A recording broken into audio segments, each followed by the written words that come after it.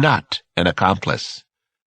I especially like the idea that kidnapping gets the parents so upset. They will destroy other adults, but God forbid if someone takes one little child. Unthinkable, unspeakable crimes, they shriek. What rubbish. What utter hypocrisy. Think about it.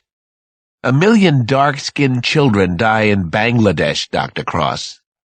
Nobody cares. Nobody rushes to save them. Why did you murder the black families in the projects? I asked him. What's the connection? Who says there has to be a connection? Is that what you learned at Johns Hopkins? Maybe those were my good deeds. Who says I can't have a social conscience? There must be balance in every life. I believe that. I Ching. Think about those victims I chose. Hopeless drug users. A teenage girl who was already a prostitute. A small boy who was already doomed. I didn't know whether to believe him or not. He was flying. Do you have a warm spot for us? I asked him. I find that real moving. He chose to ignore my irony. Actually, I had a black friend once. Yes, a maid. Woman who took care of me, if you must know, while my father was divorcing my real mother. Laura Douglas was her name-o. She went back to Detroit, though. Deserted me. Big fat lady with a howling laugh I adored.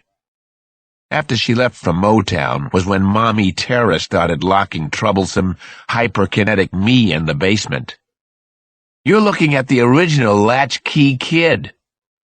Meantime, my stepbrother and stepsister were upstairs in my father's house. They were playing with my toys. They used to taunt me down through the floorboards. I was locked in the basement for weeks at a time. That's the way I recall it. Are little light bulbs and warning bells going off in your head, Dr. Cross? Tortured boy in the cellar? Pampered children buried in a barn? Such nice, neat parallels. All the pieces starting to fit? Is our boy Gary telling the truth now? Are you telling the truth? I asked him again. I thought that he was. It all fit. Oh, yes. Scout's honor. The murders in Southeast D.C. Actually, I rather liked the concept of being the first celebrated serial killer of blacks. I don't count the clod in Atlanta, if indeed they have the right man down there. Wayne Williams was an amateur all the way. What's with all these serial killer Waynes, anyway? Wayne Williams, John Wayne Gacy Jr., Patrick Wayne Herney, who dismembered 32 human beings on the West Coast. You didn't murder Michael Goldberg? I went back to something he'd said earlier. No, it wasn't intentional at the time. I would have. Everything in good time. He was a spoiled little bunion. Reminded me of my brother, Donnie. How did the bruises get on Michael Goldberg's body? Tell me what happened. You love this, don't you, Doctor? What does that tell us about you, Well, when I saw that he'd died on me, I was so angry, I flew into a rage. Kicked the fucking body all over the lot. Hit it with my digging shovel. I don't remember what else I did. I was so pissed. Then I threw his dead ass in that river out in the sticks. The river Styx? But you didn't harm the girl. You didn't hurt Maggie Rose Dunn? No, I didn't hurt the girl. He mimicked my concern. It was a pretty fair approximation of my voice. He definitely could act, play different parts. It was frightening to watch and to be in the same room with him. Could he have killed hundreds of times? I thought so. Tell me about her. What really happened to Maggie Rose Dunn? All right. The Maggie Rose Dunn story. Light a candle. Sing a hymn to Jesus for sweet mercy. After the abduction, she was groggy. The first time I looked in on her, anyway. She was coming off the secobarbital. I played Mommy Terror for little Maggie.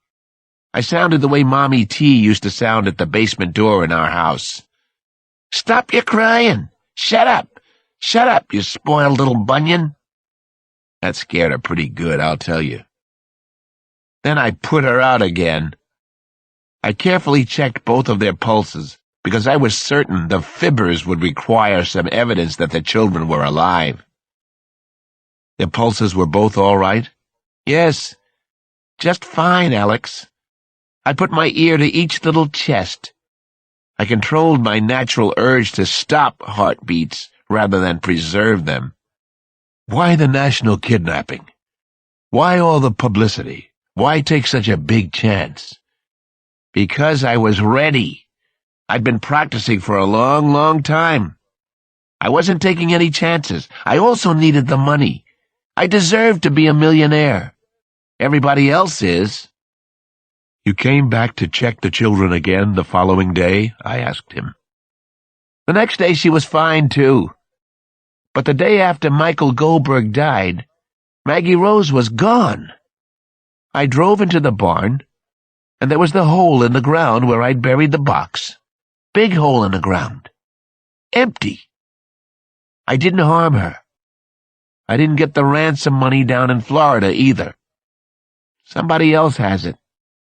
Now you have to figure out what happened, Detective.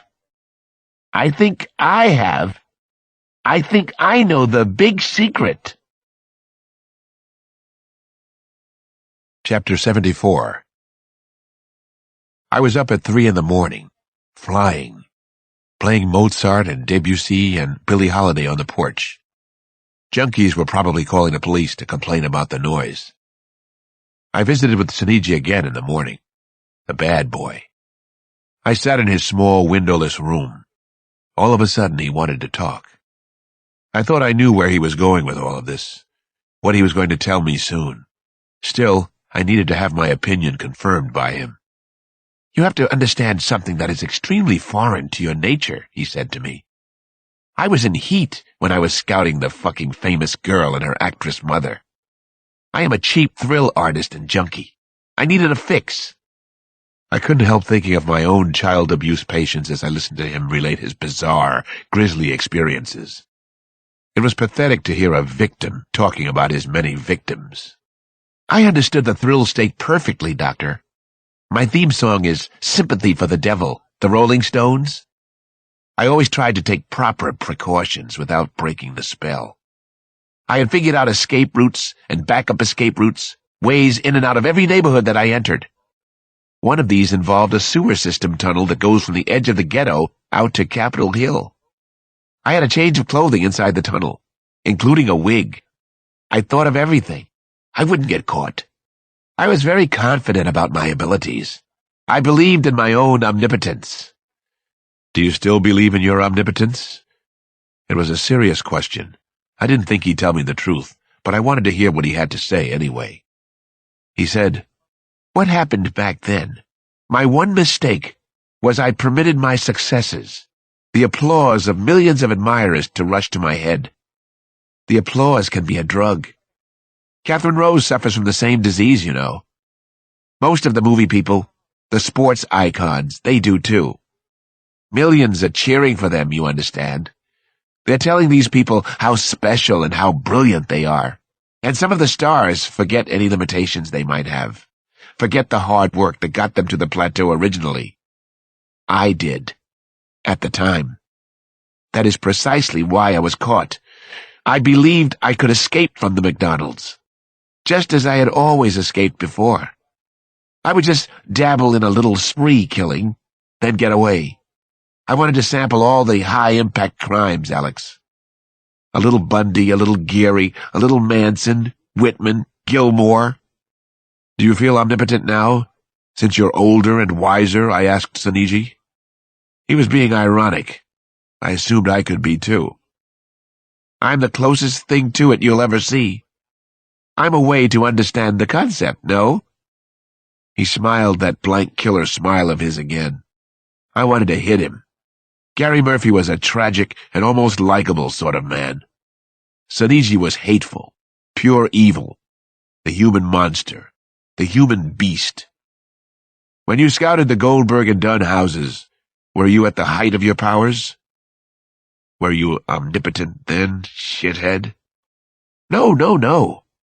As you know, Doctor, I was already becoming sloppy. I'd read too many news accounts of my perfect killing in Condon Terrace. No traces, no clues, the perfect killer. Even I was impressed. What went wrong out in Potomac? I thought I knew the answer.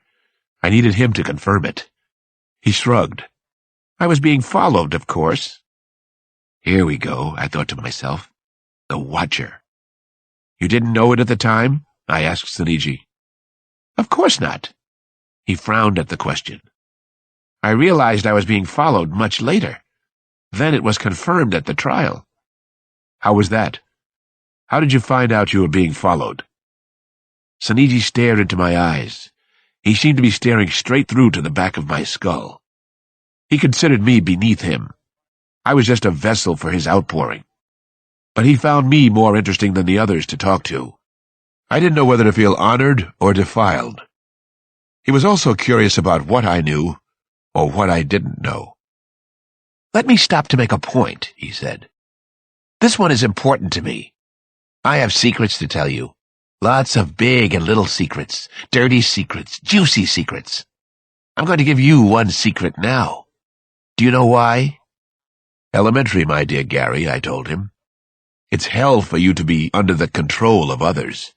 You need to be in charge. That's very good, Dr. Detective.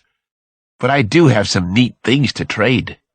Crimes that go all the way back to when I was 12 and 13 years old. There are major unsolved crimes that go back that far, believe me. I have a treasure trove of goodies to share with you. I understand, I told him. I can't wait to hear about them. You always did understand. All you have to do is convince the other zombies to walk and chew juicy fruit at the same time.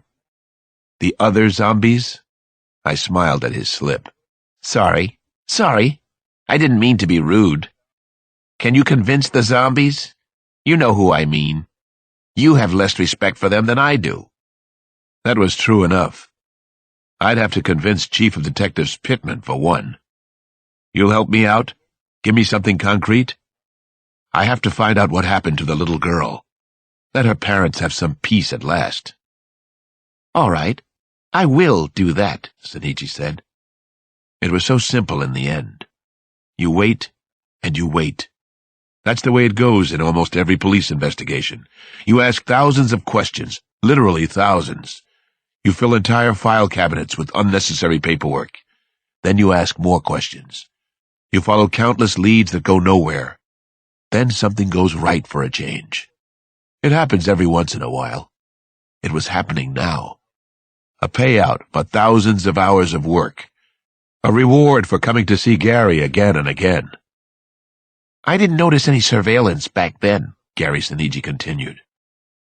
And none of what I'm going to tell you about happened near the Sanders house. It occurred on Sorrel Avenue in Potomac, in front of the Goldberg house, in fact. Suddenly I was tired of his chest-beating games. I had to know what he knew. I was getting close. Talk to me, you little fucker. Go on, I said. What happened out in Potomac? What did you see at the Goldbergs? Who did you see? I drove by there one of those nights before the kidnapping. A man was walking on the sidewalk. I thought nothing of him. It never registered until I saw the same man at the trial. Soniji stopped talking for a moment. Was he playing again? I didn't think so. He stared at me as if he were looking right into my soul. He knows who I am. He knows me, perhaps better than I know myself. What did he want from me? Was I a substitute for something missing from his childhood? Why had I been chosen for this horrific job? Who was the man you recognized at the trial? I asked Gary Soniji.